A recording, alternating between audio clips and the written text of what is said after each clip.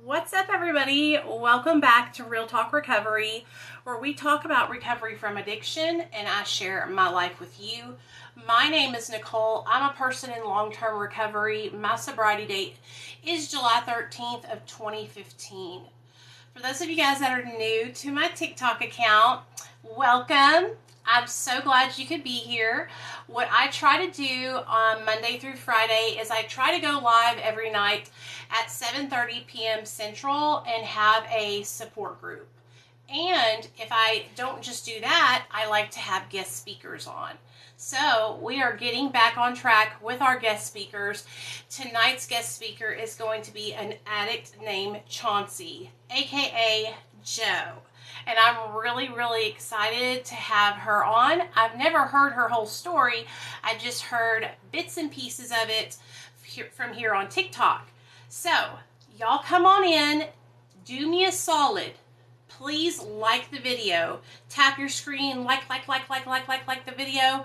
The more you like it, the more TikTok will filter it out there to people that need to see it. Also, share the video. Invite your friends. Send it to somebody in the recovery community and tell them to come on over and listen because we're doing story time tonight. Here on RTR, everybody is welcome. We support multiple pathways to recovery. We support medically assisted treatment, medical marijuana, kratom. We support you in no matter what, okay?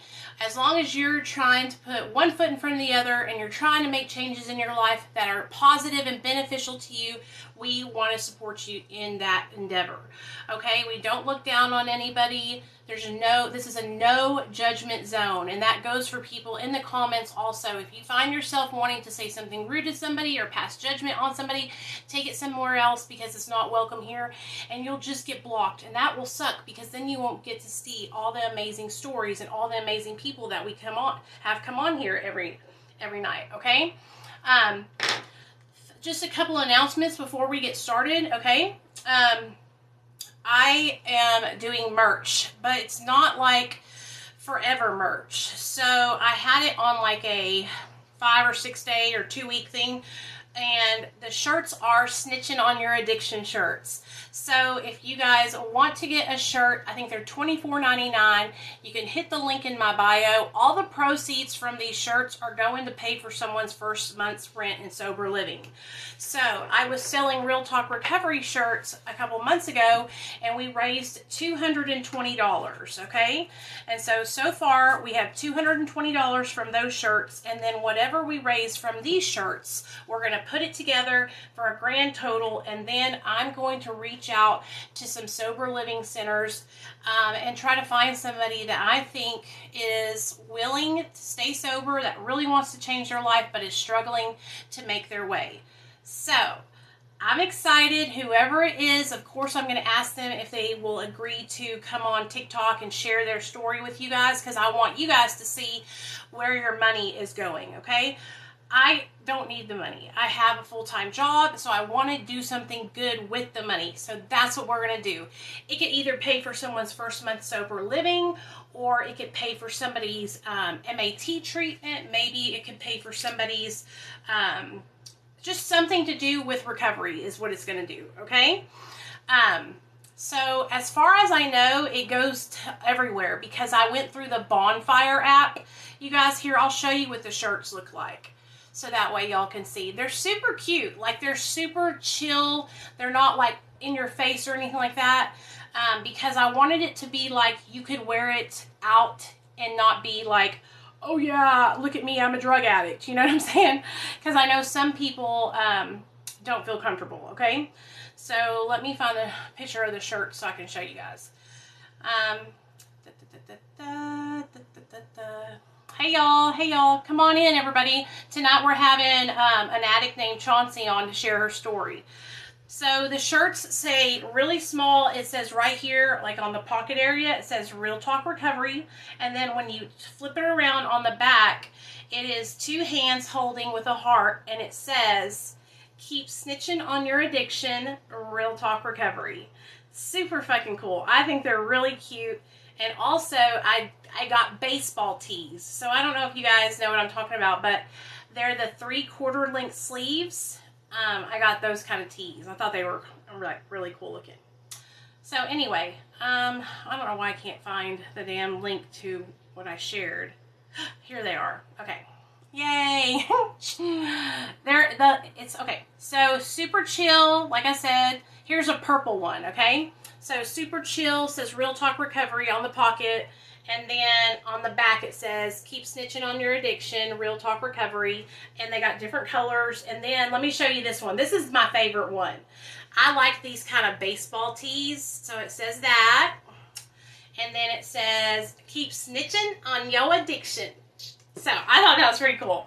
How is it okay, or is it glitching out on me, you guys? I hope the thingy is okay. So we got those. You can click the link in my bio to get one. Also, those of you guys that are not into like AA or NA, I have a link to Mara meetings in my bio. Mara is amazing. It's Medication Assisted Recovery Anonymous. It is non-judgmental, all-inclusive recovery support group meetings. There's a link to their meetings in my bio. Also, there's also a link to our Facebook group there, the Real Talk Recovery Facebook group. And my YouTube channel, of course, if you guys want to follow me on YouTube. I also have a link to a addiction chat line. If you go to that chat line, it comes to my phone, and you can text back and forth with me if you're struggling or looking for treatment. So, all the announcements are out of the way now. Sorry I had to get that all out there. I've been like really trying to work on getting everything organized so that way you guys can find it all in one spot. So everything you need to find is in my link. Just right there, click it, boom, it'll show you everything. So now this is what we're gonna do. Okay, I need to see if I can get Chauncie on here with me. Okay, go live with another host. Yes, that's what we want to do. Yes, here we go. Invite. Okay, here she's gonna come in just a second, you guys. I'm really excited. Yes, I did it! I'm really excited to hear your story, just so you know. Oh my gosh. Look, I was so nervous because I went live for like 5 minutes one time at Maggie's house just because like I'd never done it and she was showing me how to do it. And then I went live the other night for like, I don't know, 10 or 15 minutes. And I don't know why it makes me so nervous to go live. I know what you mean. When I first started going live, like on YouTube a couple of years ago, I was the same way. But now I just talk to everybody like I'm talking on the phone to my friend or something like that. You know what I mean? Yeah. So Yeah. don't be nervous. You're going to be Okay. great. Oh, well, I'm glad that you're here with me because now I feel like I have somebody to talk to and not just like, like I can see somebody. I saw your video that you put up yesterday, and I was like, we need to get her on to talk. I want to help promote your stuff, and I've been watching your page, and I don't understand why it's not growing more. And so when I saw you made that new video to the what was it, Aaliyah song? Yeah. The release letter song. Letter. I was like, dude, this is fucking amazing. I need to have her on, and we need to talk about it because you should get that. And the other rap you made was genius, and I just don't understand why TikTok's not showing you no love. You know what I'm saying? So while we're talking about this, has TikTok made it so that like every time you post a video, it puts it under review before it puts it up? Not every video, but they were doing that to me for a little while because I kept getting mass reported. So yeah, they just started doing that to me, and I never had like any videos taken down, but yeah, they started doing that to me. And then last night when I went and I posted that video originally, they muted it like after it being up not even 5 minutes. And I was so pissed. They were like the copyright owners. And I was like, first of all, this is not even the real beat to it. Right. Second of all, I wrote the song. Like it's TikTok though. That's like the whole point of the app is to Yeah. So I kind of got around it by like uploading the video with the actual Aaliyah song in the background with the volume turned down. But I was so pissed. I was like, I worked so hard on Do they this. send you like warnings or notifications from TikTok that tells you what they're doing or why they're doing it? No, they never sent me anything. They did last night when they muted it.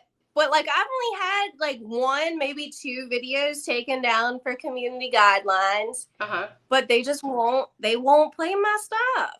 Yeah. I'll whenever we get done with this, I'll help you a little bit. Like I work for a social media marketing company, and that's like what we do is help people grow their accounts to have a big following. And so Uh-huh. I think I can help you a little bit with some like suggestions and stuff if you want me to. Because I Yeah. want you to have more of a. I think that you're amazing. I think that Thank you. you actually have recovery, which is like Yeah. something that we don't see a lot of here on TikTok. A lot of people, I'm not trying to be ugly and I'm not trying to insult anybody either, but a lot of people here are really young and really new. And I'm not necessarily saying that you have to work like an Alcoholics Anonymous or NA program, but like some kind of therapeutic program to heal Yeah. the Yeah. inside. You know what I'm saying? Yeah, for sure. Yeah, yeah, definitely. And I've definitely done that. And you can tell who's like, who's working a program and who's not. You can definitely tell who does like NA or AA by the Yeah. language that they use. Like you always know when it's somebody from NA or AA. But and or like Nicole Villa, she's very much in like she is the therapy queen. Like and Uh-huh. she's always talking about her therapy sessions and stuff like that. And like I think that's real cool. I But love yeah, like therapy. I try to do a little bit of like humor, but then also throw in some like hope there. And I try, not to glorify too much stuff, but some stuff I just have to laugh at. Like I'm a some fan, stuff. girl. I'm a fan. Like I really enjoy your content, and so I really I'm excited to. I want to know more about you. That's why I wanted to have you on. So I hope I didn't dox you by saying your real name. Like, is it Oh, okay? no, no, no. No, Okay. that's fine. Do you go by Yeah. Joe or do you go by Chauncie? No, so the reason I changed my name on Facebook to Joe was because I started my own business and Uh-huh. I didn't want customers finding my Facebook Yeah, page because I in houses and I go into people's houses and even though, I don't have any larceny charges or anything like that, but like I didn't want to scare off my future customers. I And understand. my dad calls me CJ. So I was going to change it to CJ, but some reason it wouldn't let me change it to CJ. So I just dropped my first name. But yeah, I'm What do you want unanonymous. us? What do you want me? What do you want us to call you? Chauncey. Okay, gotcha. Okay, Chauncey, listen up. You know how I'm going to roll here.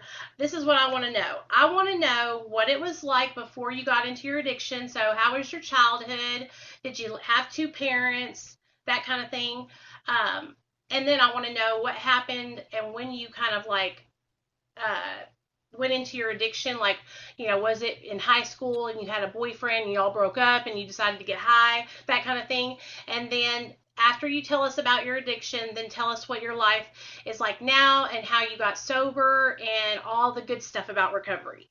And if I have any Okay. questions, I'll kind of just butt in or put my hand up and ask. Yeah, But for the most just part, interject. yeah, for the most part, I'm just going to be listening, but if I see questions in the chat, I will ask you, okay? Okay, cool. Yeah, sounds good. So, I'll introduce myself by I am an addict named Chauncey. My clean date is October 4th, 2018. I Heroin was my drug of choice for the longest time. I then found meth. I really don't really claim a DOC anymore because it was just like my DOC is more of whatever. Yeah. So growing up, I was born, my mom and my real father uh, got married right after my mom had me, and they were only married for a very short time. My real father beat her, and we basically snuck out in the middle of the night. We were living in Las Vegas with him. We snuck out or she snuck me out in the middle of the night and came back to Virginia where her family is, which is where I am today. That me and my real father, he had a relationship with me until I was about 3 years old. They would fly me back and forth to Las Vegas. And I'm going to say about the time that he started seeing his current wife was when him and that family stopped having contact with me. When we moved to Virginia, my mom ended up meeting up with her high school sweetheart because she's from here. She traveled out there with her aunt and uncle, and then came back here. And that was my stepdad. And that's who I ended up calling dad because that's who I knew, like, as my father. He was a really big alcoholic. Like, he was the kind of alcoholic that first thing in the morning cracks open a beer, drinks all day till he passes out. His parents had a lot of money, so he didn't have to work, and him and my mom basically had a free ride. So he didn't have to work. He could just drink all day and party. Yeah. And so that's what I grew up with. And they were fairly young. My mom had me when she was 20. And all of their friends were big partiers, and my mom would like refuse to let me have a babysitter, so she would take me to all of their parties with them. And I mean, I remember being 5 years old, and like my mom's friends like letting me like sip the Goldschlager and stuff like that. And growing up, I thought that's what you did as an adult, was party, because that's what I saw my parents doing. They didn't have to have jobs. They just partied all the time. When I was 11 or 12, my mom and my stepdad got divorced because their relationship was just so toxic. They fought every single night. And it only got physical a couple times. And it was my mom like beating the shit out of him because she just like could not take his ignorant ass. And there was a lot of things. I had a video of the I don't remember what I made the video about, but it was about the time that like my dad was drunk, my stepdad was drunk, and me and my mom she was on a bowling league for her work, and we were leaving, and he didn't want her to leave. So he ran out after her, and she was backing up out of the driveway, and she ran over him. Damn! And I was in 4th grade. It was me, my mom, and my cousin in the car. And my cousin was like, I think you just ran over Skip. And my mom was like, what? And so she put it in drive and ran back over him. Damn. Yes. And I like freaked out because he got up and limped in the house and then locked her out of the house. So she was like screaming, and I was bawling because I was like, dude, my dad's gonna die. My mom's going to jail for murder. Like, and me and my mom laugh about it all the time, but it was like pretty traumatic. Do you remember so when you were in like kindergarten, 1st, 2nd, 3rd grade and stuff, were they able to get you to school on time and everything with drinking? Did you have like a normal childhood even though they were like partying all the time? So yeah, so once I was in school, things calmed down a bit for my mom. Not for my stepdad, but my mom did. And she ended up actually getting a job at like a hair salon. Like, she started wanting to like grow up. And she tried to make things as normal for me as possible. But it was just such a toxic environment. But I mean, she had me in dance classes and gymnastics and stuff. And one thing that was really difficult for me during that time was that because my stepdad was such a bad alcoholic, he could never make it to my dance recitals or competitions or anything like that. And I remember just being so hurt about that because I loved him so much and I just wanted, I had already had one father abandon me. So I needed that father figure and I wanted to be accepted by this man. And he couldn't do that because he would be passed out by 5 o'clock in the evening. Yeah. And it was really hurtful to me. I think he made it to one dance recital. And like when I say I danced, the show Dance Moms. Yep. I know what you mean. I love to dance. Yeah, I did competitive dancing like that. All the competitions that they go to, I've been through all of those competitions. Like it was hardcore. Like I did so much stuff with that. So there was like plenty of opportunity. So the fact that he only made it to one recital ever was like, he was slipping up, but he had his own issues. But, of course, as a child, I didn't understand that. Right. And then when I was like 11 or 12, they got divorced. And when they got divorced, that was very difficult for me because for many reasons. So stepdad's parents had all the money. So I went from this child that was able to go to Disney World every year and do all of this amazing stuff all the time to a single mom who hadn't even been working for very long. And like we were living off of peanut butter and saltines.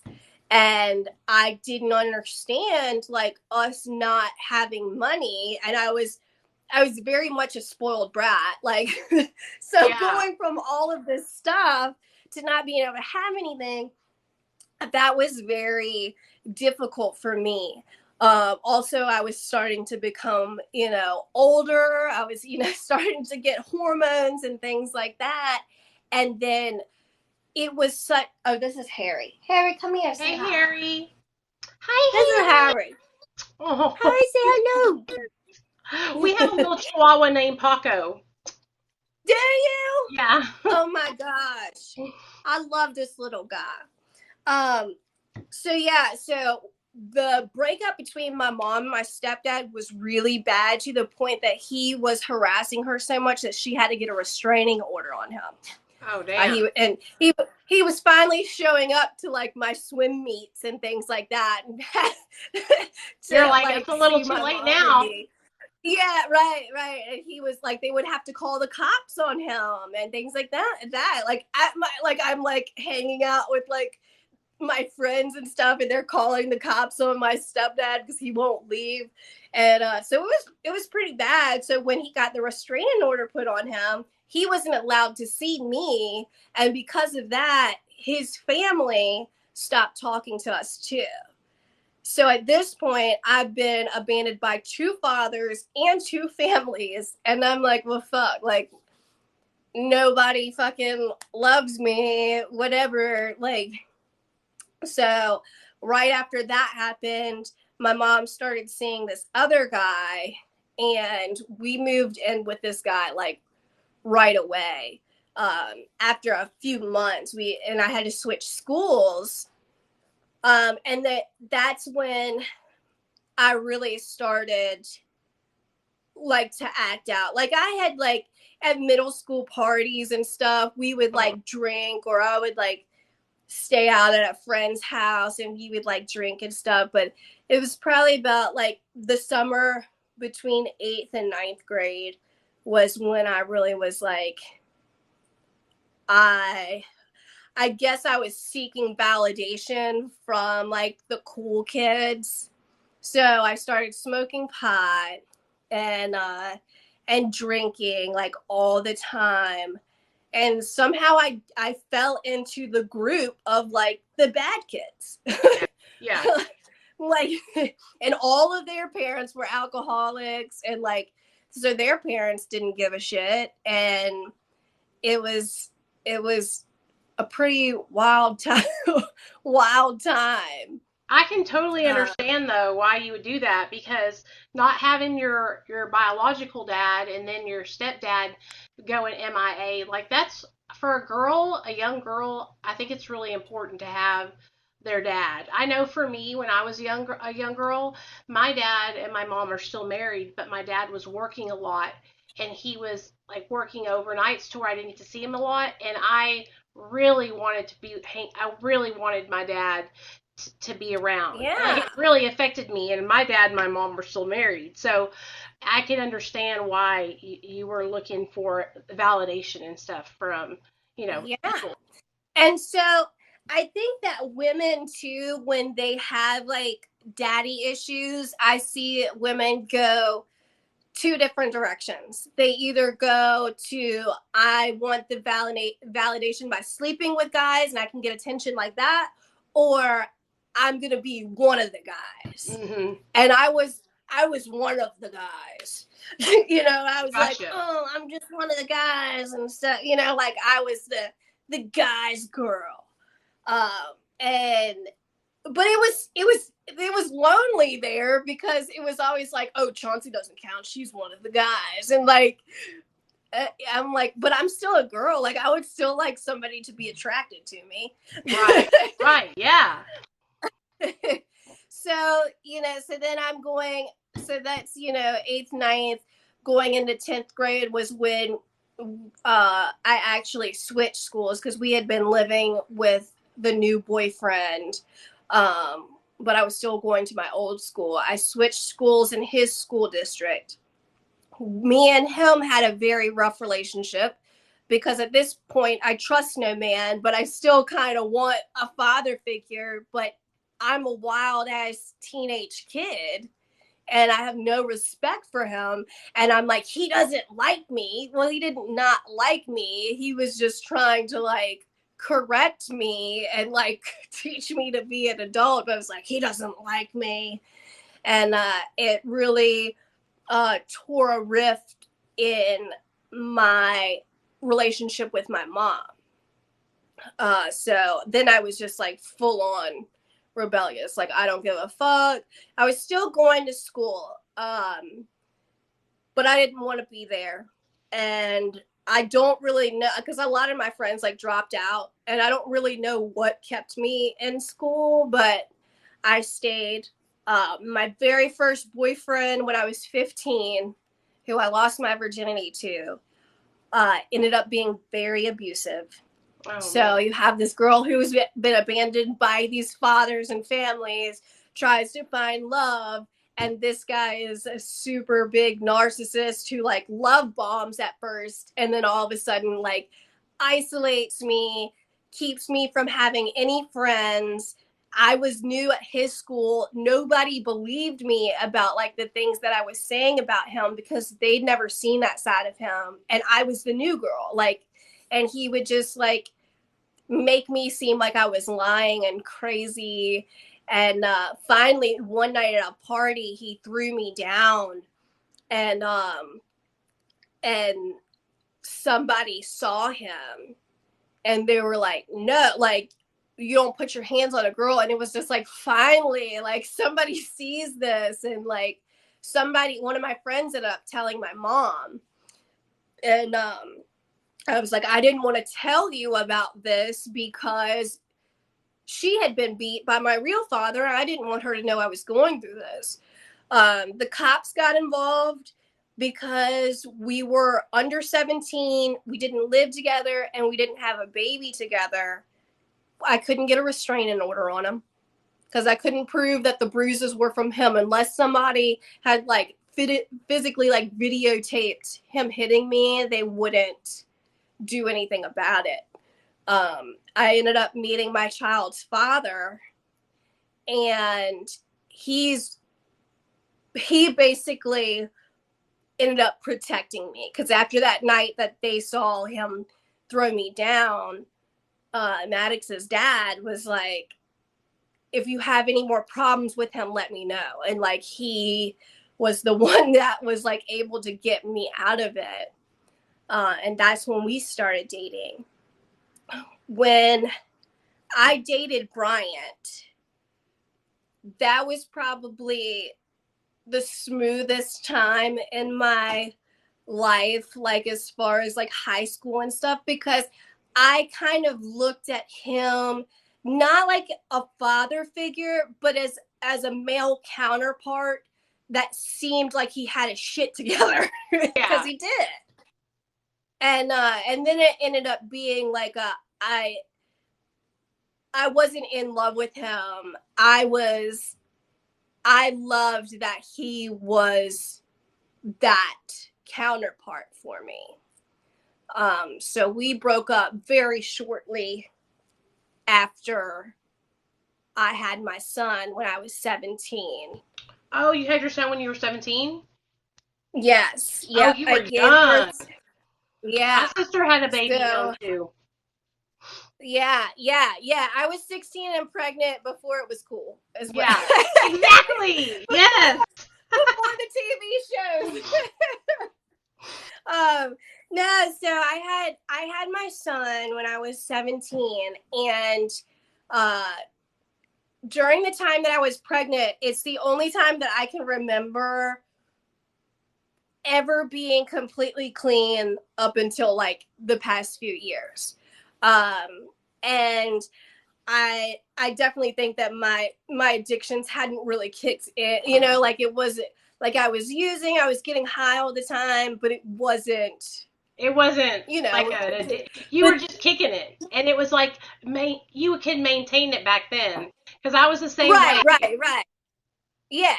I was just, using to escape. So I was able to like step back and be like, okay, I have this child in my stomach. Like, I need to take care of myself. And I was the happiest I'd ever been. And I've heard that because of the hormones, when you're pregnant, a lot of women are like super happy. Now, some are like super depressed, and some people are super sick. But it was really a great time for me, especially after going through all of that I'd gone through up until then. And so I had just delivered my baby. And I remember specifically, and I can pinpoint this so specific, they gave me Percocets in the hospital. And as soon as they gave me the Percocets, and like I had taken pills and stuff in high school and like done a whole bunch of shit in high school, but it just never really, it was nothing that ever like just stuck hold to me. But in that hospital, they gave me Percocets, and I was like, this is it. Like, there's no way that I'm going to be able to take care of this baby or do anything else ever again without these pills. Like, there's no way. And I had very bad postpartum depression. I had already been diagnosed with ADHD, depression, anxiety, bipolar 2 by this point. So like my what did I just say? My Postpartum depression. postpartum depression. I had that was too. I it totally was understand. Yeah, it was so bad. And so I don't know what the name is for it, or like how to explain it. It's in some women, when they have a baby, it's the same like part of your brain as somebody that like loses an arm or like a limb. It feels like a part of you is missing that's not supposed to be gone. And that's what I felt when I had him. It was so awful. And like, I didn't know this baby. It was very strange. And then I remember when I was leaving the hospital, my doctor had told me, she was like, if you need more of these Percocets, I'll give you some. I was like, okay. Well, the day I was leaving the hospital, my doctor wasn't there. And I told like the nurse practitioner or whatever, and she was like, well, we really don't give these out like that. And I was like, yeah, but my doctor told me that I could have them and I need them. And so she gave me a script for a few of them. And that's where it really all started. I ended up graduating high school. But after high school, man, that's when I really started getting out of control. I had this mentality of, just because I'm a mom doesn't mean I can't have fun, you know, which is true. You know, you can be a mom and still have fun.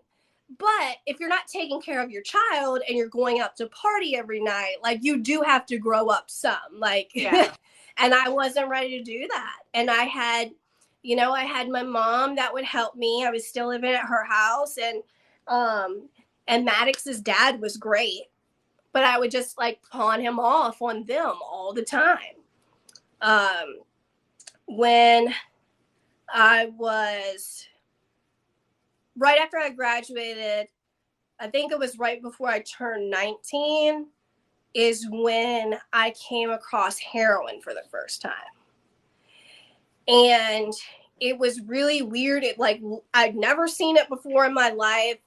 I was staying at a friend. So my mom had actually kicked me out of the house, and I was only allowed to stay there on the nights that I had my son, because at that point he was going between me and his dad's house. So on the other nights that I wasn't allowed to stay there, I was living my friends had an apartment, and one of them had a walk-in closet, and I was living in the closet. Yeah. I had like an air mattress in the closet, and like I was living in the closet. Hey. So, like a little cubby. But it's a walk-in closet. I mean, that's pretty. I mean, it's probably like a little room, you know. Yeah, it was a very tiny room, but it was somewhere I could go, and like they were like drinking all the time. I was like, hell yeah, this is like paradise. I don't have to pay rent or anything. And they had some neighbors in the apartment complex that came over one day, and they like had mentioned Coke, and like the guys at the apartment were like, yeah, we want some Coke. So I was like, okay, cool. Like, then they ended up saying they were trying to get Coke again, and the guys were like, well, we don't really do Coke, we do dough. And all the guys in the apartment were like, I don't really want to do that. And I'm like, I want to do that. I want to do that. I just want to try it. And I'm like, what does it feel like? And they're like, it's like taking a whole bunch of Percocets. And I was like, ping. Yep. Yeah. I had never done heroin either. And when I first I had never seen it. I was so scared of it. Even though I had been addicted to oxys for a long time, I had just never seen it. And I was so afraid. Like, you know, I just heard like, oh, you're going to die if you do heroin. You're overdose and die, you know? So it was wild. And here in Arkansas, it's not like where are you at? What state are you in? Virginia. Okay, so down here, it's probably like that in Virginia too. It's like country down here, you know, and so like everything comes here last. If there's heroin in all the other states, it's not here in Arkansas yet. You know what I mean? Yeah. So I live right like 10 minutes outside of Richmond, which is the capital city in Virginia. Okay. So we're kind of set, but like the rest of the state is like super country, and everybody comes into into Richmond to get anything. But yeah, so I like sought it out. I was like, hey, like I would like to try some of this. And like the guys were like, no, you'll get hooked on it, and we don't want you hooked on it. I'm like, I'm not gonna get hooked on it. Like, I am not going to be a junkie. Like, no, I just want to try it. I just want to party. Yeah. And they wouldn't give it to me. But one day I went over there, and there was another guy there, and he ended up letting me try some. And that was it. I was off to the races. I moved out of the closet into these other guys' apartments, because I was just like, you know what? The guys that I'm living in their closet, they're not going to be okay with me doing dope. And like, I live here now. Yeah. So so that was the very beginning of that addiction. And then that went on for like a year when I was like, what am I doing? And because I was only doing it on the nights that I stayed there, because remember, I'm going back and forth to my mom's when I had my son, I didn't really catch a habit. I did it just like enough to where I didn't catch a habit. So when I first quit, I didn't go through withdrawals. Okay, because you were doing it And like staggering days. yeah, Okay, I got it. right. Yeah. I would do it like Monday, Tuesday, Thursday, Friday, and every other week. Like it wasn't enough to ever like catch up to me. And it was such a small amount too. So then I quit because I was like, what am I doing? Like I have a kid, I need to get my shit together. And at that point in my life, me getting my shit together was just drinking and smoking pot and maybe doing some cocaine. You know, like it wasn't a recovery thing. It was just, so we're not going to do heroin right now. Right. We'll do whatever else. And so that was a big summer of partying, and my mom let me move back in the house. And then she let my best friend move in there, and like we were living there rent free with no job, and like just going to our friend's house and partying. Because this was right after high school, where people were just getting their first houses and stuff like that. So we had a blast. But slowly but surely, I ended up back on dope. I went pretty crazy. I had gotten this job at a hospital, and I was prescribed to Adderall, Xanax, and Ambien. Damn. So, yeah. That's crazy. So like they were giving you something to wake up, something to go to sleep, and something to chill out with. Yeah. So I would take my Adderall all day, and then right before I got off work, I would take my Xanax and my Ambien, drive home, and then go drink all night. Damn. And I ended up going crazy. Like I went absolutely crazy. So once again, that's when I ended back up on dope, because I was just like going crazy. And I think my mom found out that I was on dope. She ended up having to move in with me. My best friend had moved out of the apartment that we'd gotten together. My mom ended up moving in with me because her and that boyfriend had broke up, and she found out I was on dope and was like, we've got to do something about it. So this was my first introduction into any kind of recovery. She took me to the methadone clinic. And the clinic that I went to also had an IOP program and like some other services. So she took me there. They told me that I couldn't, it was like a Friday, or it was a Thursday when I went in. They didn't start new patients on methadone on Friday, so I was going to have to wait till Monday. Oh, what? And yeah. That would suck. So like, yeah, so I went through my first bout of withdrawals because my mom, and I think I had a boyfriend living with me at that time, but I couldn't stand him, and I just couldn't get him out of my house. So he was just like sleeping on the couch. It was such a weird fucking situation. And they wouldn't let me leave the house. So I just stayed there and like stuck it out. And that going through withdrawals for the first time, God, that was awful. It wasn't the worst time, but it was terrible because I didn't know what it was like, and then once I went through it, it was crazy. So I ended up just being like, well, I got through the withdrawals. I'm just going to go through the IOP program. So I started going through the IOP program. I loved the program. Somehow during this time, I'm still on the Adderall, the Xanax, and the Ambien.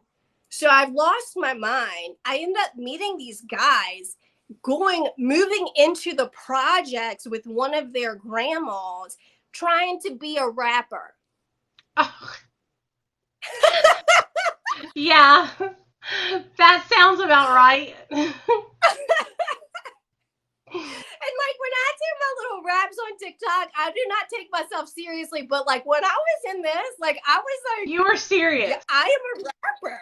Yeah. And like I have no rhythm. I have no kind of like flavor. Like I'm half Mexican, but I am all basic white bitch. Like so So so am I I. don't know Yeah. what the like I don't yeah, that's right. Aren't you Hispanic or you're Yeah, Italian? my mom's Mexican and my dad's Italian. So I'm the same way. Okay. Yeah, like what happened?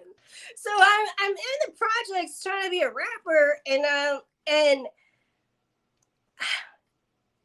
oh, I know what happened. Okay, I'm like, where did I even go from here? So I'm in the projects trying to become a rapper, and we get robbed one night, Oh God. and I was like, it was a big wake up call. It was like, what are you doing, dude? Like, you're out here. I had my own apartment still. My mom and my ex-boyfriend are living in the apartment. I'm like doing nothing with my child. I haven't seen him in forever because I'm trying to be fucking Lil Kim or whatever. And I'm like, this is just, I don't have to be here. Why am I here? And so I was like, okay, I'm going to back up just a little bit. A few months before all of this, but right before I got back on dope, um, I had found out that I had a brother on MySpace. I found this kid. I was searching last names that were the same as my dad, and I found this kid, and there was a picture of him and his dad, and I was like, that's my dad. So I like reached out to him, and my real father had reached out through his MySpace page. And it took me like a year to even read the message. And I finally did. And my real father came out here and visited me. I think I was 20 when we first like reunited. He flew out here to Virginia and we met, and he stayed for like the weekend and then he flew back out. So while I am in the projects trying to be a rapper, we get robbed. And I'm like, what the fuck am I doing? Like, I can't seem to get my shit together. Like, I just need to leave. Like, I just need to get out of here. So my phone had died. Both of my phone chargers were broken. And my best friend was working at the strip club that was like right up the street. So I like ran up to the strip club and I was like, is Allie there? Like bawling, crying, is Allie here? And they were like, yeah. And she saw me. She was like, what's wrong? And I was like, I gotta get out of here. Like, I just can't stay here anymore.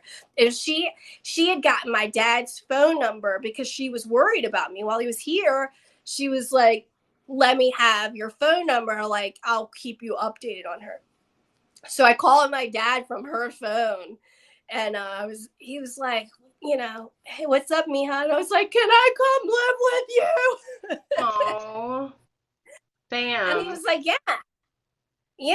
So he was like, yeah, like I've been waiting for so long for this opportunity. So they got me a plane ticket, and I flew out to Las Vegas, and I left everything behind and told my son I would be back. Like, mommy's sick, she's got to get better. And I went and lived out with my dad for 9 months out in Las Vegas. Can I hit my vape on here, or will they like Yeah, yell at me? yeah. What was the? So your I'm dad's so the scared of TikTok. Your dad's the Mexican one then, yeah? Because he calls you Mija. Yes. My mom calls me that too. Yeah. So when I moved out to Las Vegas, that was a really cool experience because I am from a very small white family from the South on the East Coast. And like when I say very small, my entire family over here is my mom, my aunt, my grandma, my little cousin, and my son. That's it. I moved all the way out to the West Coast, which is a completely different culture. Yeah. We've got like 500 cousins. I've got like 20 aunts and uncles and like all this huge family. And they all just welcomed me in with open arms. And it was so cool to finally have that love that I'd been missing since I was a little girl. Like, wow, like I finally I this is what I've always wanted. I literally dreamed of this. I used to dream all the time just to be able to go see my family and see the male counterpart version of me and like the Mexican part of me, because growing up out here, like, you know, like I've got friends that are half Mexican that look Mexican. Yeah. Like I don't look very Mexican. Like people who like are Hispanic and stuff will ask me, you know, they can kind of see it, but like I I always felt like I wasn't Mexican enough. You know, like I wanted to know that part of me. And so when I got to see those Latin roots and like learn how to cook it's amazing. and you know, like I know it's what you just mean. it's a totally different culture. And like, I mean, it was just so awesome. And I finally felt a part of for the first time. And I stopped, like, my main goal to go out there was to get completely clean, like off of everything, to stop taking all the Adderall. Cause I was abusing my Adderall and my Xanax. I didn't need to take any of that. I might have needed the Adderall and maybe the Xanax, but I couldn't take them as prescribed. So I didn't need to be on those. So I went out there, and all of that family is like, they used to all be in like gangs in LA and stuff. Like they're very hardcore, like Mexican gangster family, but they're all like reformed gangsters now. And they're like all like pastors and they're all about the church. And I'd never had that. And I go out there and I get very involved in the church. And I always laugh because I'm like, you know, I've been hooked on Jesus before, and I was, you know, and I loved it so much while I was out there, and I was in the moment. I was like, I got saved, and that did me well for a while, except for on the times that I would fly back to Virginia and I'd like get wasted and lit. There was a time that I came back from Vegas and to visit my friends, and I got all like coked up and was like laying on the couch with the Bible, like trying to pray the demons away, and like it was so bad. Oh my mercy, mercy, mercy! With the Bible and everything. Yeah, yeah. It was some wild shit. Like I am an addict no matter what I'm doing. Like if it's not in check, like I'm hardcore, and that was hardcore Jesus in it. And I thought I really messed up, so I was like, Lord, in the name I of went Jesus. through a phase like that too. My mom raised us Pentecostal, so we couldn't cut our hair or anything. We couldn't wear pants. Oh my god. Yeah. Oh my gosh. It was really hard. I would have died. I refused to wear skirts when I was little. I had to wear shorts under them or I would freak out. So yeah, so I stayed out there for 9 months, and it was really a great experience for me. And when I came back here though, I still had no recovery in me. You know, I had like the few IOP classes that I went to, but I came out here and I immediately started drinking again. And I thought it was fine because I was like, I'm just drinking. That's not my problem. But it is a problem when you're drinking every night and you're throwing up all the time and you won't get a job and you're, you know, you have a kid and you're living with your aunt. Like it's a problem. Not to mention the fact that I have I don't know if you call it a disorder or what. so in your body, there's an enzyme that breaks down alcohol. The enzyme in my body is dormant. So the only way for my body to rid itself of alcohol is to throw up. Oh, wow. So I'm talking like 3 days of just throwing up, like every time I drink, throwing up blood. I've got so many gastrointestinal problems now. I've got GERD, I've got ulcers, I've got a hiatal hernia, all this stuff. But I'm gonna try to say that I don't have a problem drinking. So your body just doesn't, like, because you know how they say that we have an allergy to alcohol, those of us that are alcoholics? Yeah. But your body, like, really doesn't, like, break down. I really do basically have an allergy to alcohol. That's crazy. Yeah. Oh, wow. Does it make you really sick if you drink it? Or how does it make you feel? Yes. Yeah, like I always had a bottle of Finnegan because I would just throw up and throw up. But right before my 21st birthday, I had to put on an all clear liquid diet because I had fucked up my stomach so much. And they told me then, like, if you don't stop drinking, you're gonna kill yourself. And that was right before my 21st birthday. And so I would always say I don't have a problem with alcohol because I don't like drinking it. The reason I don't like drinking it is because I throw up so much, but I still fucking drink it. So that's the problem. Yeah, that's the insanity, dude. That it's literally making you sick, but you're still gonna do it. Yeah. Being addicted to something you don't even like. And so I started drinking, and I ended up a couple years later getting back on dope again. And that was like a 7-year run. And I kept trying to get clean. I finally made it into like Narcotics Anonymous, and like I was never clean during it, but I was like trying, and I went through plenty of times of trying to get clean, going through the withdrawals.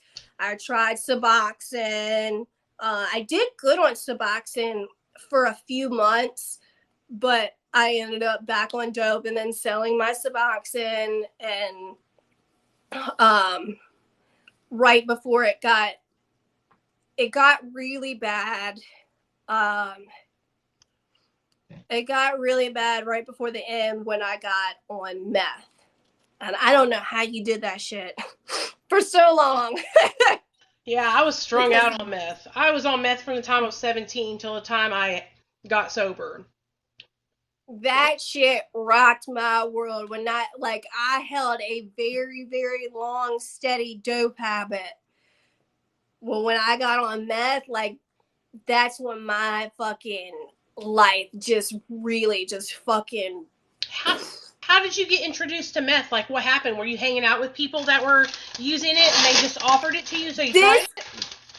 This is the craziest shit. I'd never even seen meth. So in Virginia, meth has just started to get, like, it's just started to come here within the past, decade, I'd say. Probably not even, I mean, it's been probably like 5 years since it just started really booming. Mm-hmm. And it was so weird because I'd never even seen it. And on New Year's Eve of, I guess, 2018,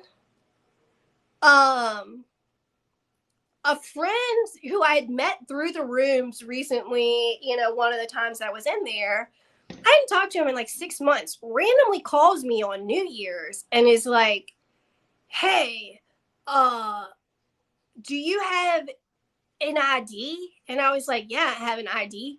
And he was like, I need you to do me a favor. Do you think you could just like go up to CVS and get me some Sudafed? And I was like, what? And he was like, yeah, we'll give you some meth. Boxes, and I was like, baby, boxes. Gotta go get some boxes. Yeah. And I'm like, well, first of all, like, that's weird. Second of all, like, I'm coming off of dope right now because I was trying to, it was just happened to be one of the times I was trying to get clean. I was like, I'm trying to get back on my Suboxone. Like, it's day 4. I still feel like shit. He was like, it'll make you feel better. And I'm like, I don't know, man, because I'm a dope head. And, like, the only thing in my head that makes me feel better is dope. And I'm like, I don't even really want that. Like, I'm a downers kind of girl. I don't, whatever. And the guy that my boyfriend at the time was like, well, I want to try meth. And I was like, well, can I bring my boyfriend? And they were like, does he have an ID? Like, we don't give a fuck. Just get us some fucking Sudafed. And so I was like, okay. So we took the 30-minute trip out to fucking Chesterfield and went and got him some Sudafed, and they gave us some meth. And I was like, I mean, it's okay, whatever. The next day, my friend that I had, like, been running with forever, he hits me up and he was like, yo, I tried meth last night. And I was like, that's crazy, because so did I. Yeah. And he was like, where did you? I was like, in Chesterfield. He was like, no, I was in Richmond. He was like, you got to try this shit. I was like, I don't know.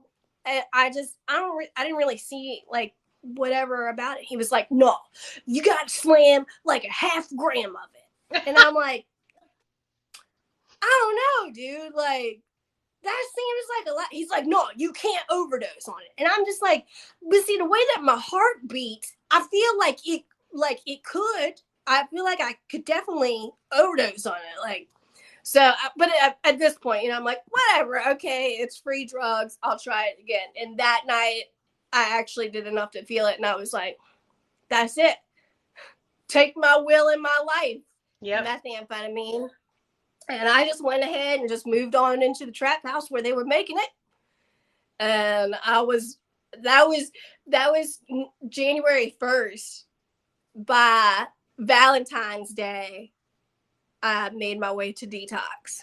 Damn, it took you out that fast? Did they shoot you up with it? Or did you just smoke it or snort it? No, I was shooting it up. That's why. When they shoot you up with methamphetamine, when a bitch gets shot up with methamphetamine, it literally makes you have an orgasm. Like, that's how intense it is. Yes.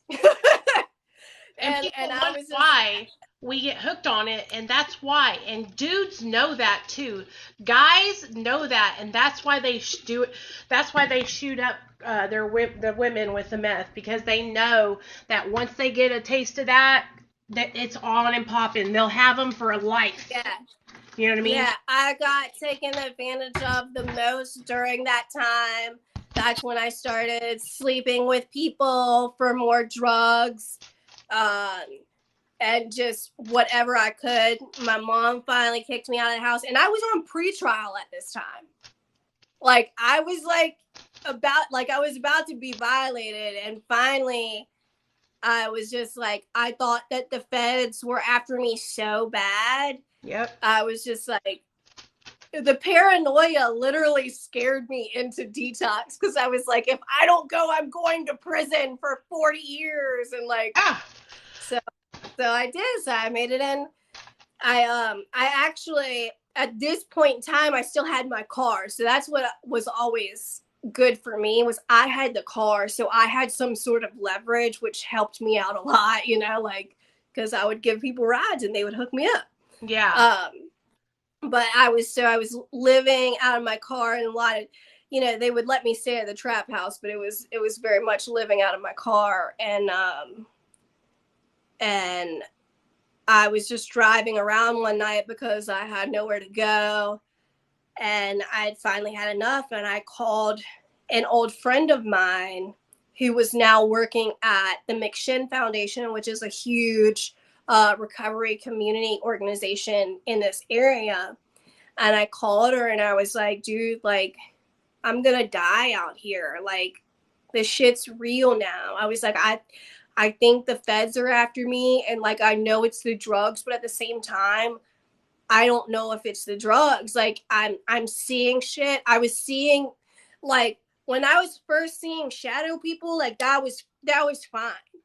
But when I started seeing people, and like when I would walk into a room and I would have to ask somebody if there was somebody else in the room with us, like I was losing my mind. Like I was seeing like straight up people and like whole scenarios happening. Like you said, you were seeing Psy in the vent. Like I had a whole like conversation. I mean, I was like yeah, talking to people that were in my real life, like my bosses and stuff, and like yeah, it was crazy. Like whole scenarios, Yes. yeah. Yeah, I thought that there was some refugee children living on the other side of the basement in the trap house. Yep. And I was like, why do you have these refugee children in the basement? They're like, what the fuck? Like What? you are you are losing it, girl. Refugee children. But yeah, I called Jill and I was like, dude, like I'm losing my mind. Like I'm going to go to jail because I'm on pretrial. Like I've got to get help. I have no money. Like I don't have anything. Please help me. And she was like, come up to the center tomorrow and we'll talk to you. And I was like, okay. So I drove up there the next day and they were like, if you go to Tucker's, which is like the psych ward detox that we have here that's free, if you go there and you make it through the whole time and you don't AMA out, we will scholarship you here to the recovery houses for 2 weeks. And I was like, okay, cool. Like, I'm on it. And the next day, I fucking hightailed it out of there and went up there and went to detox. And now that was the worst. That was that was the worst detox I've ever been through, was from the meth and the dope, because I was doing both of those then. So I was just like, it was so awful. And everything that I was doing at that point was fentanyl. I remember when the dope started changing to fentanyl, because they're very distinctly different. If you're used to actual heroin, when you do fentanyl, you can feel the difference. And fentanyl has no legs. Like you're sick, like it's a good hit, but like you're sick like real quick after it. So I went to detox, I made it through, and I went into the recovery community organization. I did good for like 30 days. And I ended up having this really bad pain in my stomach. And it was to the point I couldn't walk. And I went to the ER and they were like, you have a melon-sized tumor on your ovary. Oh, shit. Yeah. And we're sending you to the oncologist in the morning. So and while I was in there, they shot me up. They gave me morphine. So I was already like, okay. Okay, send me, I'll go. Back in action. And then they rushed me into emergency surgery the following morning and put me on the morphine button. And I'm like, well, this isn't working, so I'm going to call somebody and get them to give me some dope. So that I was shooting dope and on the morphine button in the hospital. Oh, wow. Were they just bringing it up to you in the hospital, your friends? Yep. Damn. Yeah. Yeah. Yeah. I was sleeping with this one guy. I'm like, just like had surgery. I'm like cut from my belly button to my vagina, like glued shut. And I'm like trying to pay for my dope. And I'm already on the morphine button. Like it was insanity. Yeah. And I ended up getting violated on pretrial for that. Because I thought I was going to be slick, and because heroin metabolizes as morphine, I had morphine paperwork, but my pretrial officer was like, did you have fentanyl? Because you popped dirty for fentanyl. Oh, shit. And I was, fuck. So they locked my ass up. I was in jail for 37 days. And I know, like, people always laugh at me because I'm like 37 days. I know it's not a lot of time, but I'd never been locked up. Dude. Jail sucks, no matter how long. I'd only been locked up for 7 hours before then. So, like, I was like, I'm fucked, dude. Like, it was awful. And while I was in there, I was just like, you know what? I can't fucking, I don't want to do this anymore. And so I got bonded out to a different recovery organization. I started like really like trying to do something with my recovery, but not really. I ended up using one more time after that. And a lot of people will say, you know, like, if you don't remember your last time, it wasn't your last time, which I don't know if that's true for everybody, but I know that it's true for me because the last time that I used it was a very conscious decision to use because I had almost 6 months clean at that time. And that was the longest that I ever had clean. And I wasn't really working a program. I was kind of just bullshitting by. And as soon as I used, I did dope. And I just felt like trash juice just like poured down on me, like, Yeah. and like I just felt disgust. I just felt so gross, like the grossest ickiness just washed over me, and all the guilt and the shame just was like, I was like, fuck, I didn't even enjoy getting high. Like, never in my life did I think I could put something in my body that, like, specifically triggers dopamine and serotonin and, like, not like it, but I didn't. Because I was just like, this is not what I want anymore. And that was October 3rd. And so October 4th is my clean date. And that's when I really stepped it up. So from that point on, I was like, okay, I really don't want to do this. I made the conscious decision to use. Now I'm making the conscious decision to not use. And so I really started, you know, I got a different sponsor, which happened to be the girl that was working, my friend Jill, that was working at the McShin Foundation in the beginning. Really cool story about that. My friend Jill, me and her were friends for like 10 years. We lived together at one point. She got clean before I did. And when she got clean, she was no longer allowed to talk to me. Like, her family and her boyfriend were like, you can't talk to any of your old friends that are using, like, people, places, and things. And I understood that. Like, I knew that I was not good for her, and I loved her. That was my friend, and I didn't want to, you know, put her through anything. So I didn't talk to her for years. I had to watch her give birth to her first baby, like, via pictures on Facebook.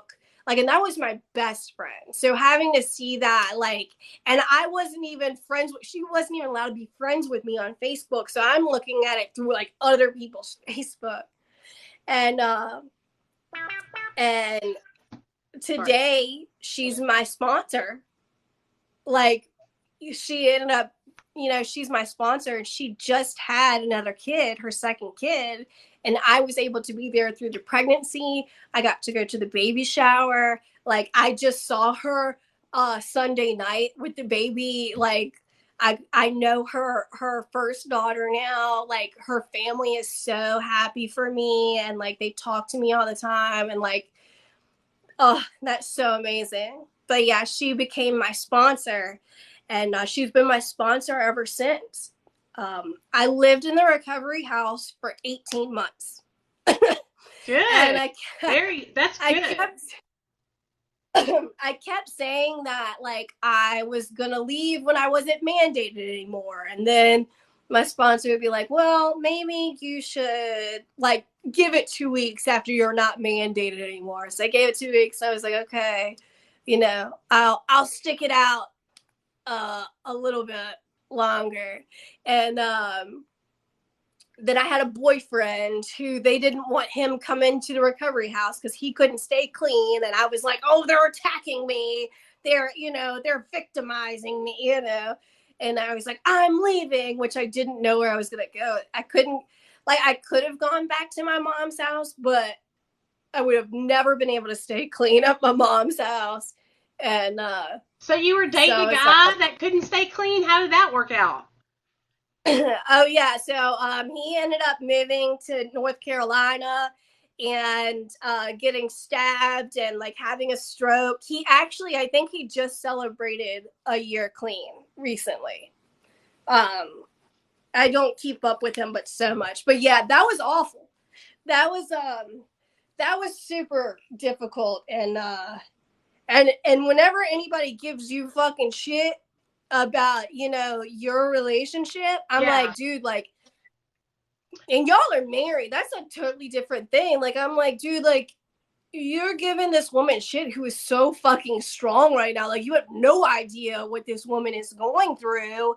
And, like, she's fucking doing the best that she can. Like, that you're a fucking superwoman for real. Those That's girls just difficult. who did that to me here on TikTok, I could not believe it. Like, I could not believe that they were taking my messages from when we were friends and posting them on the internet when I was in my, like, I was literally crying reaching out to this girl because I was so consumed.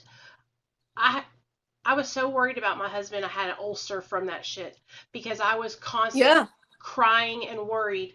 And but anyway, I stayed sober. He's got 8 months sober now, which I'm so proud of him for. Yeah, It's hard though too. to stay sober. Yeah, When you are loving. When you love someone, it is harder to love someone that struggles with addiction than it is to be an addict. I'm telling you, man. It's the hardest thing I've ever been. hands down. Hands down. Hands down.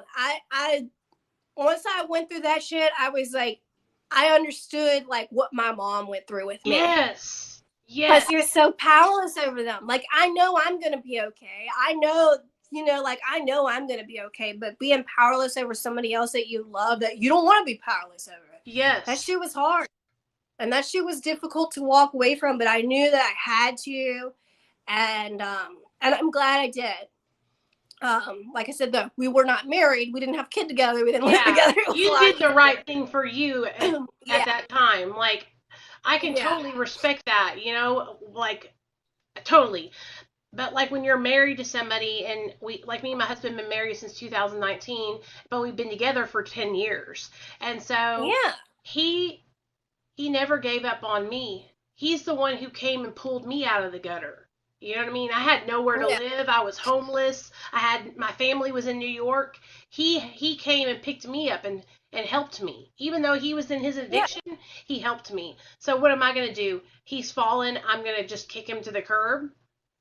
Yeah, no. That's like trying to tell a parent to cut off their kid. Yeah.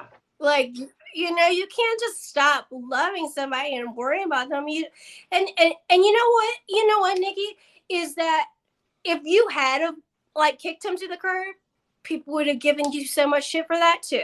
Yeah. They would have been like, "Oh, you're a piece of shit. You didn't stick beside him. You already, you know." People always got something to say. Can't win for losing on TikTok. That's for sure. Yeah, that's why I was like, don't worry about what them girls say. You are doing the best you can. You're doing just fine. But yeah, so I stayed at the recovery house, and I was going to move out because of that boy. Glad I didn't. He moved to North Carolina, which was good for him. He's ended up doing well on his own. I had known my current boyfriend for a while before we started dating. And when we started dating, it was right after I had broken up with Chase, and like he was just such a good person and understanding, and like not trying to push any issues with me. And he was so kind and selfless, and he made me want to be a better person. I always tell people, like, when he goes to the store, he'll call me and he'll be like, "Hey, do you want something to drink?" And I'm such a selfish person. That's not something I do. Like, but now I try to like make an effort to like think about other people. So when we started dating, I like kind of chilled out and was like, whatever, I'm just going to stay in this recovery house until something better comes along. And I was about to come up on a year clean. And okay, so check this out. Me and my boyfriend Emmett have the same clean date. Same Really? exact clean date. How did October that 4th, happen? 2008. We didn't even know each other using. We just happened to have the same exact clean date. That's kind of like fate. You know what I mean? Isn't Like it? brought you all together. Yeah, yeah. Which is, some people, are like all about their clean date and some people aren't. And like mine, first of all, mine means so much to me because it was really the day that I like surrendered and like made the conscious decision. But the fact that he has the same one, like, that's so awesome to me because that's something that we share. And like I'll have dreams that I'll have using dreams. I'll be like, me and Emmett don't have the same clean date anymore. Y'all get to celebrate together. That's special. I think that's awesome. Yeah. Yeah. So, Especially and since we y'all do. didn't know each other in addiction. Yeah. Yeah. So we celebrated last year together. Oh, we celebrated. No, we didn't celebrate the first year together. We had separate home groups, but we had the same home group this year or this past year. So we celebrated together, but only because he's very shy and standoffish and he doesn't like to be the center of attention. So I kind of just like drag his name into it. But so I do work Narcotics Anonymous program. But you know that I am like very open to whatever works for Oh anybody yeah. else. And TikTok has really helped me to grow in that aspect and get to watch people who, because I was always for maintenance and things like that, but like TikTok let me see like 420 recovery and like, harm reduction and see how that works. And I feel like because I got to be, a fly on the wall in other people's TikTok journeys, like that has just been so amazing to me, even like sponsoring people, because I see it in some people that are just like, I don't want to be completely abstinent, Yeah. or weed helps me. And I think you were the first one that I'd heard of Mara about, and they had just started a meeting, and like I had a sponsee who was on maintenance, and like she knew that I didn't mind. And fortunately, the area that I'm in, we have a great recovery community. And I feel so bad when I see other people post and they're from other areas that aren't as accepting. We have a great recovery community here, but you still have, the few people. And like, I'll sponsor people on maintenance. That's fine. But she didn't feel comfortable with where she was at. Yeah. And so they started the Mara meeting, and I was able to like still be a part of her journey, and she was able to help other people too. Yeah. So and then to back up, so me, because of the Narcotics Anonymous program and the fellowship, which I always push, like get into some kind of support group, like, because a fellowship is really, what helps. Excuse me, Harry. It's about No, having sorry. accountability, and that having a fellowship Right. gives you have to other people to be around, because I feel like when we're by ourselves, that's when we're like we listen to our own brain, and that's what got us in trouble. You know what I mean? And so when we Yeah. have like other people that we can like fellowship with and run our ideas by, it's the most important thing. Like that in a connection with your power that's greater than you, whatever that is. You know what I mean? Yeah. I stress that to a lot of Yeah. people. It changed my life when I started being fellowshipping with other people that had been through what I've been through. Like just having Yeah. the opportunity to talk to other people that have struggled with addiction. Yeah. Yeah. It's so important. And then like, so when me and Emmett were finally ready to like get a place together, we're both felons. We both have evictions on our record. But because of the network of people that we had, we were able to find a house. Like we have a house that's literally walking distance from the Recovery Community Organization Center. Like I can literally walk there. I can walk to meetings. It's a house.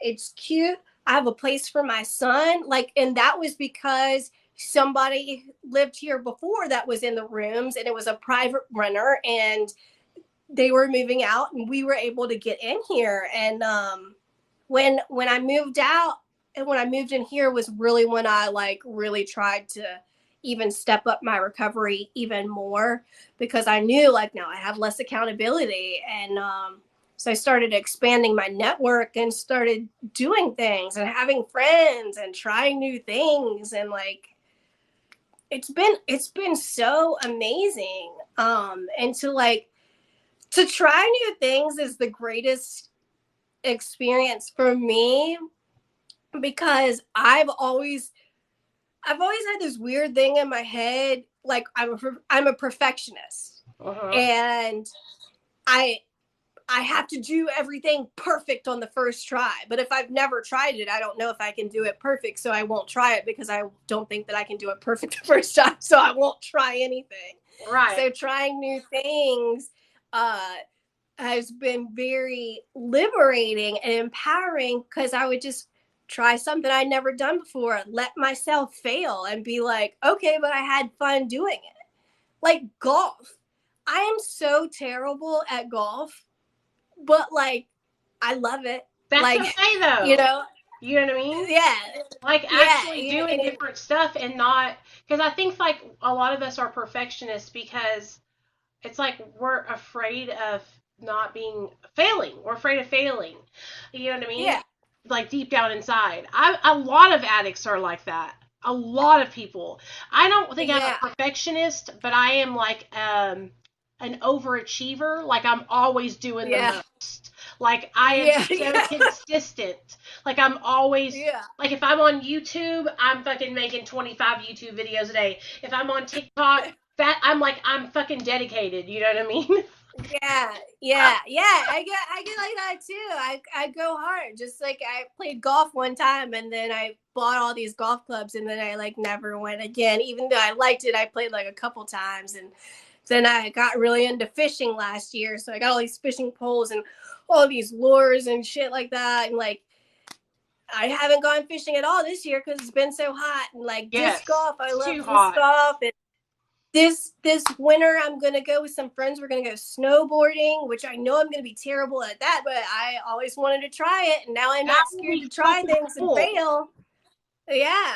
And because of trying little things like this and getting over my fears of like of failing, I started my own business. Like it gave me the courage. I cleaned houses for this company for like 2 years. And I enjoy cleaning houses. Like I can just zone out, I can listen to music, I work till I'm done. But I just wasn't making the money. And I talked to my sponsor and I talked to my brand sponsor, and they were like, just do it, just do it. And finally, after like trying all these little things and like getting over my fear of failing, I was just like, fuck it, I'm gonna do it. And like I am like doing so good with this business to the point that like I'm like need help already, and I just started in March. Oh wow, that's awesome. That's Yeah. scary. And again, Starting your that own was the business, network. that's serious. Yeah. That's like a serious step. I would be afraid to do that because I'm the kind of person that gets nervous about like I don't know. How did you tell us about how you went about starting it? So you talked to your grand sponsor and your sponsor decided you were going to do that, and then what happened? And so so it took me like a year to get the balls to do it. And finally I gave myself like a 3 month time frame. I was like, I've been thinking about this for a year. I'm going to set a deadline. I'm going to put in my work notice. And so I did, and I just went to my bosses, and I was like, "Look, I want to start my own cleaning company," and they're super supportive. And I was like, "I am terrified of doing it, and I love you guys so much, but I have to grow, and there's no room for growth here." And I basically was like, if I fail, can I come back? And they were like, well, we don't want you to leave. So absolutely you could come back. I had to time it right, because I was like, okay, I need to make sure I have some money saved up. I had to save up money that I knew we were getting stimulus money Yep. and taxes were coming. And then I was like, all right, I'm gonna have this money, but now we're going into COVID, and like, is it a good time? And I was just like, I set my deadline, and I stuck to it. And I worked it out with my old company. I was like, look, if y'all can't take on any more customers, send them my way. And so now we do that. We do that with each other. Like, I'll get calls all the time. Yeah, and they'll be like, two maids, right? Yeah, two maids referred me to you. And then I'll, like, if I don't have anything in my schedule, I'll be like, call two maids. And it's a lot of word of mouth. A lot of my customers are in recovery. And that's really where my clientele base started. Yeah. And it's been so cool. Like, I can't believe I was this scared little girl that was afraid to try to do anything. And now I own my own business. Like, I pay my own bills on time. I have my son here now. That's he's not here right recovery. Now. Like, your life, you have a life now. Yes, it's so nice, and it's crazy because when I came in, I didn't have a dream. I didn't, I couldn't see past dying in my bedroom at my mom's house. Like, that was it for me. And like, so when I came in and got clean, I didn't even know what I wanted. I just wanted to be able to just stay clean, and like, I didn't even imagine having my own place or having a decent car or having my son back. Like, I was like, I just want to stay clean. And I don't want my son to be too fucked up for the shit that I've done. Yeah. And like, I'm just come leaps and bounds. And like, my son he's gotten to heal with me. And we connect on a deeper level than like him and his dad do. His dad is very much the strict parent, and which I am forever grateful for his dad. His dad is not an addict, so I was very blessed on that end because he was able to take care of him. But like, he comes to me about like art, and he like writes and stuff, and like comes to me with all like these deep thoughts and crazy conspiracy theories and stuff. How old is your son? How old is he? 15. Damn! Really? Yes. My son, Nathaniel's 7, and I'm 40. I didn't know you were 40. Well, I will be, damn near. I'm 39. I'll be 40 in March. But, oh my God, you're damn good. My son is 7, and you got a 15-year-old? No fair. I want him to get to, I love having him small, but I want him to get to that age to where he's like, I kind of like a little grown-up. You know what I mean? Yeah. Yeah. You're so young. How old are you? 33. Okay, you're young. I'm a little bit older than you, not too much, but it's because you had your kids early in life. I waited. Yeah. Well, I didn't wait, but I just didn't get pregnant until I was like 32, 33 years old. And so. Yeah. Yeah, but you get to enjoy it, man. Yeah. You get to see him grow up. Like, there's a lot of things that I missed. Yeah. And I was always there physically. I just wasn't there, mentally. I would just show up, and I would. It was tough being a mom, wanting to be better and wanting to give my child better than I had, but I was the exact thing. I was my stepdad. Yeah. And that was hard. And like, just to know that I put my kid through that, man, and like to see him have come out on the other side and like forgive me and like love me, like, and trust me the way he does, because like the talks that we have are he comes to me with some deep shit, and like, I'm so glad that he feels comfortable talking to me. And he's a super good kid. Like, I don't know why he's so good. Maybe it's because his dad was so strict and like he's just grown up like with his dad's family and they're very put together. But I'm always like waiting for the other shoe to drop because I'm like, there's no way it could be this good in my kid. Have you forgiven yourself? Have you forgiven yourself for not being around, or do you? I know for me, I will never be able. I try, but I'll never forgive myself for being away from my son. You know what I mean? I hurt because of that still. Yeah. I feel like I have forgiven myself for the most part, but there is that hurt still. And to think about ever having another kid really bothers me because I'm terrified because I was so bad at it the first time around. Of course, I was, 17 years old and wild. I'm in a lot different place than I was, but I feel like I would feel so bad because I would be able to give another child better than what I gave Maddox. And that's when it really starts to bother me. And I worry about if he really is okay or if he is just, putting on a brave face. And I worry about like him getting older and maybe getting into stuff, but I'm very open with him about my recovery because at the end of the day, I'm powerless over if he becomes an addict. Yeah. But what I do have power over is showing him a different way of life. And he knows exactly where he can go. And he has the resources to come out on the other side if he ever goes through that. I'm very open with Nate too, even though he's young, because I think it's smarter. I think it's the best thing to do is to be totally transparent.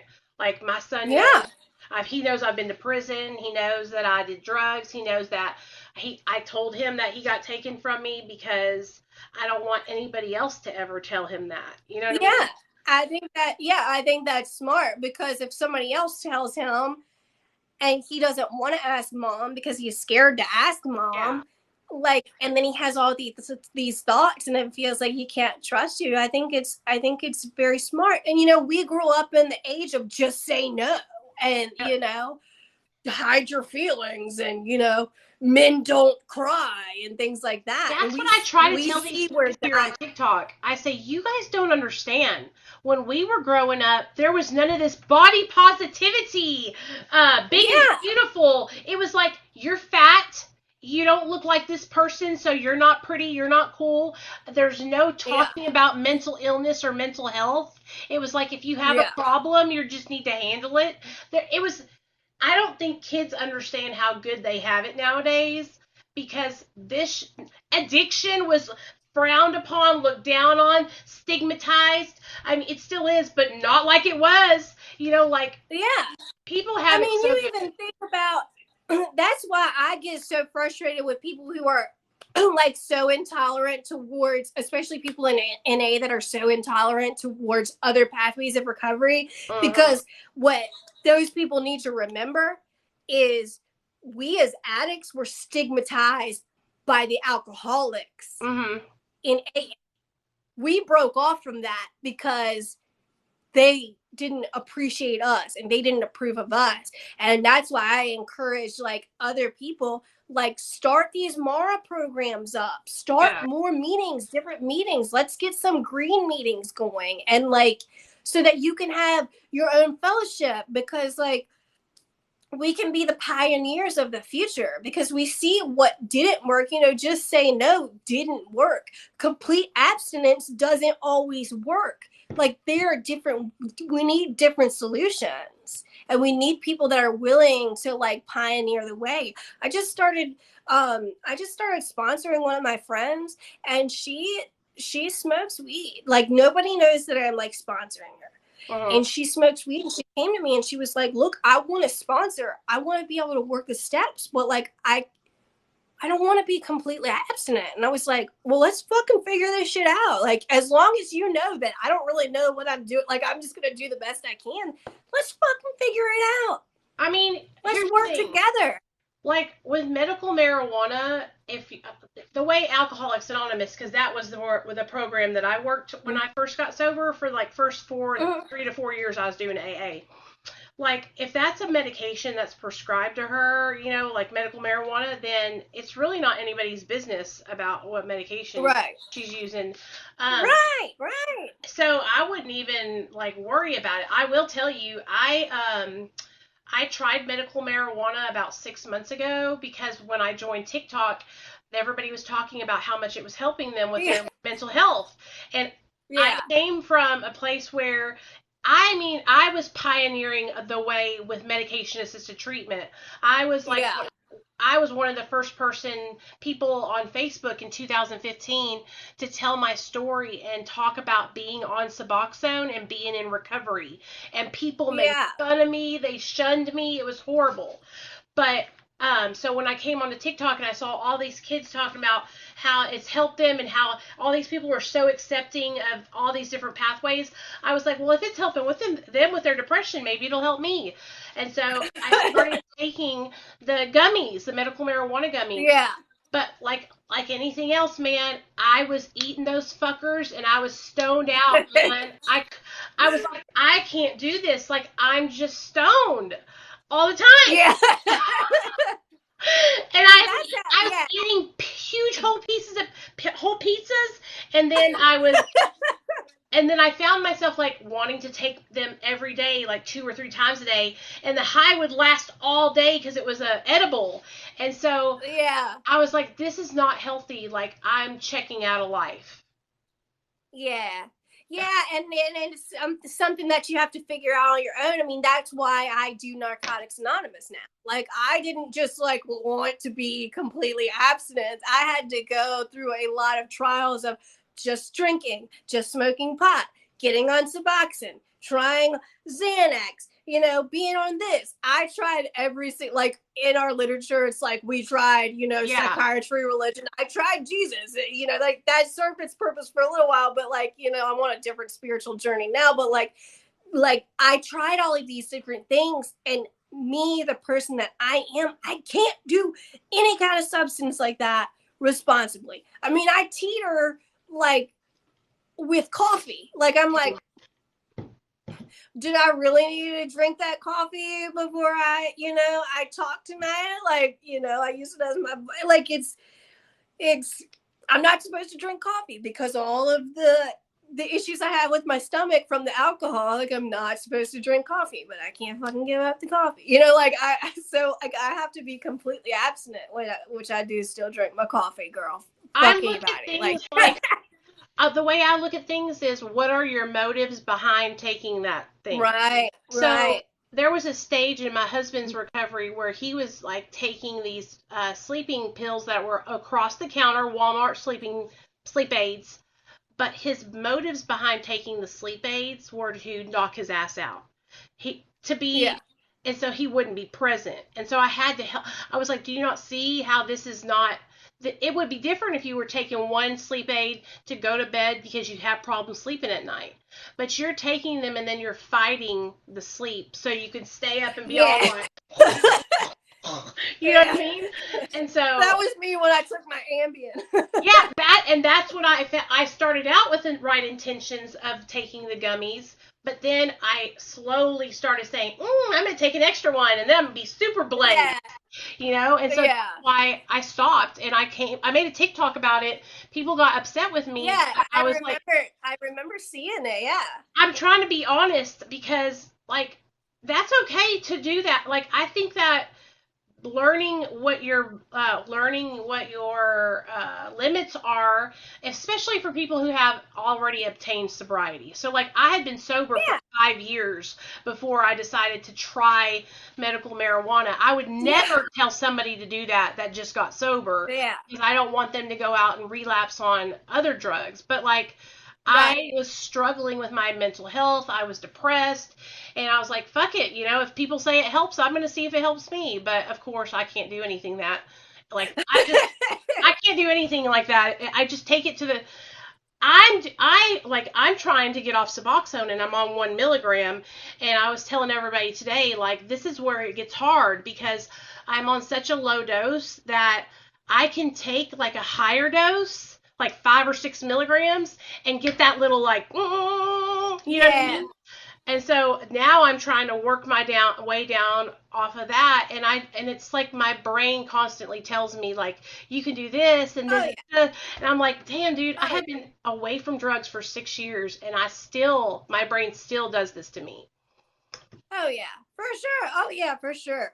I think it's great that you brought up motives too, because like I was saying, me and a friend of mine were trying to figure out like what are we gonna do with this whole sponsorship with her, with the marijuana or whatever. But that's what I told her. I was like, you just need to be honest about your motives, like, or and be honest with yourself. You don't even have to be honest with me, but like if you want to consider it into recovery, you need to be honest with yourself. Like, are you trying to get fucked up or are you trying to chill? And it doesn't really matter because right now it's at an experimental phase, but if you feel like it's going to take you back out, leading you into something else, and that's where it, is it making your life unmanageable? Are you just smoking before you go to sleep, or do you have to smoke to go to work? Right. Like you have to be honest with yourself about your motives in that. And I mean, she seems to be doing fine right now, and I just think that people need to find whatever works for them. Like I'm so glad that I know what works for me now, because it has taken me years to realize that I can't do anything. Yeah. And so when I see stuff working for people, I'm like, hell yeah. Like, do I wish I could smoke weed? Hell yeah, I wish I could smoke weed. Do I wish I could drink a beer without smoking crack? Hell yeah, I wish I could. Yeah. But I can't. Like, some people can. I've seen so many people just like come to the rooms for a little while and then just like go out and they'll just drink, and like they never touch heroin again. And like, right. I can't even imagine that. Yeah. I will literally drink, and then that's what it is, though, is it gives our mind permission. Like when we give it's a permission thing. So like when you go out and drink, you might be able to drink one time, you might be able to drink 2 times, you might be able to drink 3 times, but eventually that permission that it breaks down that bridge, right? And you're like teeter-tottering on the edge of, hey, well, I drank 3 times and I didn't go to jail, so like maybe I can smoke a crack rock and not go to jail. Do you know what I mean? Yeah. Yeah, exactly. And it always happens to me too while I'm drinking, because not only have I'm already like, I can do this fine, but now I'm drunk and my inhibitions are lowered. So now I'm like, well, fuck it. I don't even care now because like I'm drunk. Yeah. And so I mean that's just how my brain works, and I'm so grateful that I am aware of that now. And people ask me, are you going to be sober for the rest of your life? Are you going to be clean and sober for, like, I don't know, because all I have is just today. Like, I could walk outside tomorrow and get hit by a bus. Yeah. Like, it's working for me today. So I'm just going to do that today. Tomorrow when I wake up, we'll see. I'm sure I'll still be there tomorrow, but we'll You're see. Doing One amazing. day at a time. You're doing really. You're a very good example of recovery on TikTok. Like, well, I appreciate that, because I've been a terrible I've been a terrible example my whole life. So if I can finally like give back in a positive way, like that, that makes it all worth it. You are, though. You have a good solid you have a solid sobriety, you know what I'm saying? And you could tell.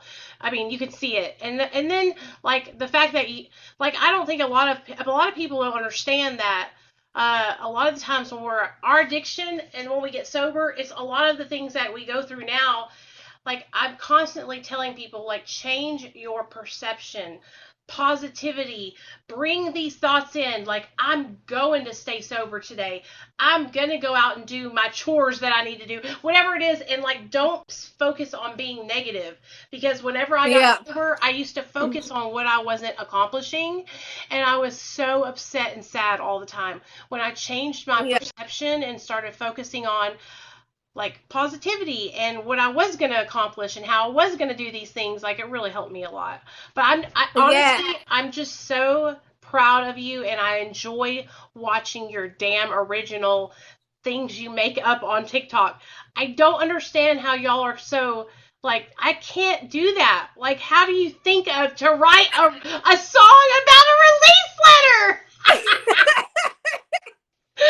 I was like, this That's is my awesome. mind 24/7. Like, that's just it's just stupid shit like that is always in my mind. So I was so grateful for TikTok because I was like, this can be a creative outlet for me, and like I can channel this like weird shit that goes on in my brain and like put it out there and just make art for really cheap. Like, like I like doing arts and crafts, but that shit gets expensive. This is pretty cheap. Like, I'll order a wig on Amazon for like $10, go to like those sunglasses I got yesterday. I got from the dollar store. Like, like it's not spending $50 at Michael's to make a wreath or some crazy shit, which I still like to do. But yeah, I mean, I grew up in dance, and I went my early years in high school. I went half a day to performing arts school.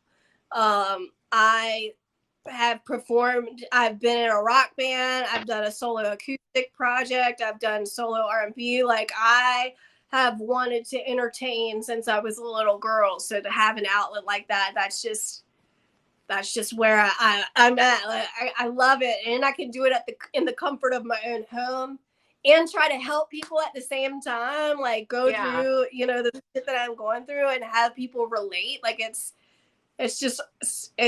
a cool art form to me. Yeah, I really enjoy it. And I really appreciate you coming on and sharing your story with everybody tonight. Like, and do you mind if I upload this video on YouTube? Because I usually do. Oh yeah, absolutely. Good, good. Yeah. Because a lot of people, if they don't see it live, I like them to be able to check it out, the replay. So that way, if anybody missed it, I'll send you the link so that way you can let people know, hey, if you guys missed my story, you can come and see it over here. Yeah. So, yeah. So in October, you'll Yeah. be Well, thank celebrating you 18, so much. 19, 23 or 4 years? 4 years? This will be my third. This will be my 3 years clean. Okay, in October. Okay, October 4th? Yep. October 4th. Okay. 10/4. That's so awesome. I'm so excited for you, girl. You have no idea. Like, I really appreciate you coming on here. Like, for some reason, a lot of people get nervous to tell their story or they don't want to do it. And I was like, man, I really hope she'll say yes. I hope she'll say yes. Well, Go ahead. I almost didn't because I was so nervous, and I was like, just say yes, and then you'll have committed to something, and then you'll have to do it. So I'm so glad that you asked me, and to be able to actually like have conversations with you, because I relate to you so much. And you're one of the first people I kind of like met on TikTok, and we've messaged back and forth and stuff. So to be able to have like a conversation with you like this has been really great for me. I'm honored to be on here with you. Same, girl. Same. I had your friend, blonde hair. What's her real Maggie. name? Yes. Sorry, Maggie. I always want to say her screen name. She came on a couple weeks ago, maybe about a month ago, and she told her story. So I wanted to get her, you, and then next I want to do Allie. You know the Allie Recovers? Yes, yeah. Are you talking about Allie that did the Weller Man, the Yes. Soon Man, the Shadow Man? Oh yeah, Yes. I love her. She's sweet. I want to Yeah, I have her talked to next. Maggie moved like 2 hours away, but she's been down like a month ago, and she's been down here so many times. I actually saw her earlier tonight. She was like, "Yeah, I did that like a month or so ago. I love her." Are y'all part of like the same sponsor family or something, or are y'all just good friends? No, we're just good friends. Okay, because I was I was looking and y'all were together for one of your sponsees. I guess had something going on and y'all went out and did something. Yeah. We're always doing stuff together. She's we all got clean in the same area together, and we're always doing stuff together. Before I Oh let you yeah, go, so before I let you go, yeah. Are you taking sponsees that are in the same area as you, or do you only see sponsees? Like, do you do virtual sponsorships or just sponsorship in your state? I usually only sponsor around here. I would be willing if I had the time to take on more sponsees, but I just don't right now. Okay, good. I But mean, I'm I always totally understand.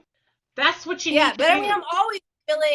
I'm always willing to, like say that somebody can add me, as part of their network. Absolutely. But yeah, I always try to make sure that I have enough time for my recovery and can have enough time to give attention to my sponsees, because I don't think it's fair when somebody has like 20 sponsees and like they can't ever get in touch with their sponsor.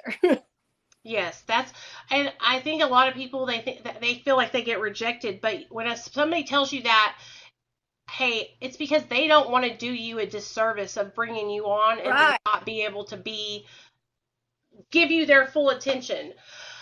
If you Right, exactly. if you could say one thing to somebody that is watching this video right now that is struggling in active addiction, what would you tell them?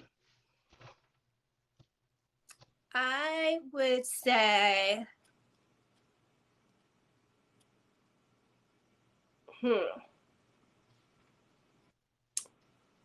just don't give up. Like, all you have is today. You just have to get through today. And right now, especially, the day's almost over. If you've made it through today, like, you've got this. You can do this. If I can do this, you can do this. I was the scaredest, like, most timid child person that there was. If I can do it, you can do it. Like, there is a life out there worth living, and it might seem like it's out of reach, but it's not that far. You reach out, reach out, reach out, and you just have to put one foot in front of the other. And it's not a race. Don't don't worry about catching up. Just try to catch on. Yeah, don't worry about catching up. Just try to catch on. I like that.